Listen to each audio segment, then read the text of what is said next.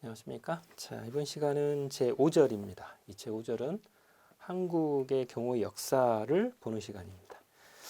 교재 제목은 한국의 경호제도 발달 과정이라고 되어 있죠. 이 교재는 이제 맨 앞부분이 고대부터 시작이 되어서 지금 현재의 대통령 경호처까지를 서술하고 있습니다. 물론 이제 출제는 주로 고대부터 이제 근대에까지 이르는 전통적인 경호제도에서 대부분 한 문제 정도 나올 때가 있고요.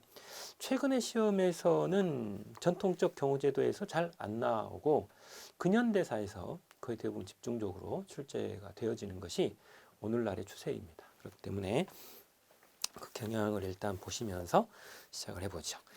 맨 앞부분이 이제 경호제도 구분입니다. 방금 전에 말씀드렸던 것처럼 전통적 경호제도 그리고 현대적 경호제도 이렇게 둘로 구분이 되어 있는데요. 현대적 경호제도라고 하는 것은 주로 이제 대한민국 정부가 수립이 된 이후로 6.25 동란 이후에 이제 우리나라의 민간 경비라고 하는 이제 부분이 들어왔죠. 그리고 그에 따라서 신변보호 업무가 일부 시작이 되었는데 바로 그때부터를 현대적 경호제도 이렇게 표현합니다. 그리고 그 이전은 전통적 경호제도 이렇게 나타내죠. 그래서 실제로 이 전통적 경호제도는 주로 이제 삼국시대부터 시작이 되어서 방금 전에 말씀드렸던 대한민국 정부가 수립되기 이전까지를 주로 가리킵니다. 그렇기 때문에 이 경호라고 하는 이 분야 자체가 전문 분야로 독립되어 있지 못한 시기입니다. 그래서 다른 경찰 분야나 혹은 군사 분야, 이런 분야, 일반 행정 분야, 이런 분야하고 구분이 잘 되지 않고 있었던 그런 시대이죠.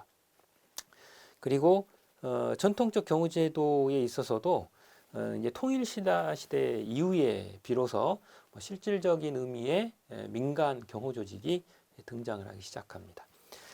그렇기 때문에 이 전통적 경호제도라고 하는 이 부분은 완벽하게 경호라고 하는, 특히 이제 공경호와 관련된 부분들은 사실은 좀 약해 있는 그런 부분이죠.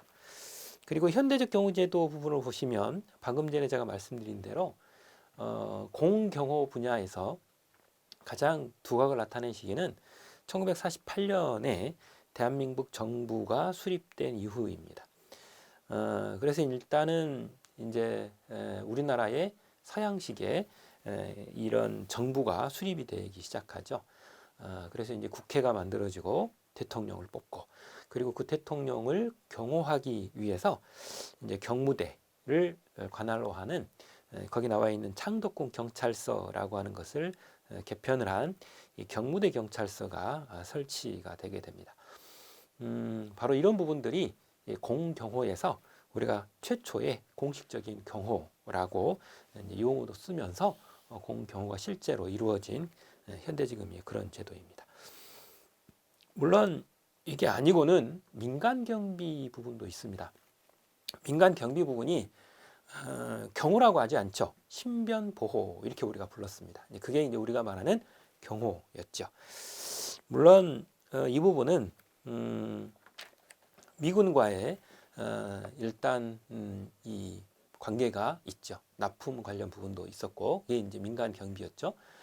그리고 이제 그와 더불어서 이제 형식적으로는 1976년에 용역경비업법이 들어오면서 그 안에 신변보호 업무라고 하는 것이 정상적으로 도입이 되기 시작합니다. 그래서 실제로 민간 경비에 있어서 발달에 가장 주축이 되는 그런 시기가 6.25 동란 이후에 군납 그리고 그 이후에 나타나는 용역경비 관련 이런 부분들이 주된 부분입니다. 자, 그래서 여러분들이 조금 이따 보시게 되면 1948년 이후의 내용들을 여러분들이 이제 주로 시험 문제가 묻게 될 수밖에 없는 이유가 바로 여기에 있는 것이죠. 물론 전통적인 경호제도에 있어서 각 시대마다 뭐 민간 경호나 혹은 우리가 공경호라고 부를 수 있는 이런 부분들이 일부 있습니다. 그렇기 때문에 그런 부분들을 각 시대에 따라 어떤 것이 있는지 그걸 보는 시간이죠. 이 시간은 한국사 시간이 아닙니다. 정확하게 표현하면 그죠?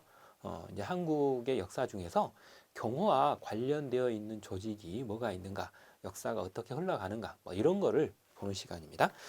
자, 먼저 전통적 경호제도에서 고대 국가 시대인 삼국시대부터 시작을 해보죠.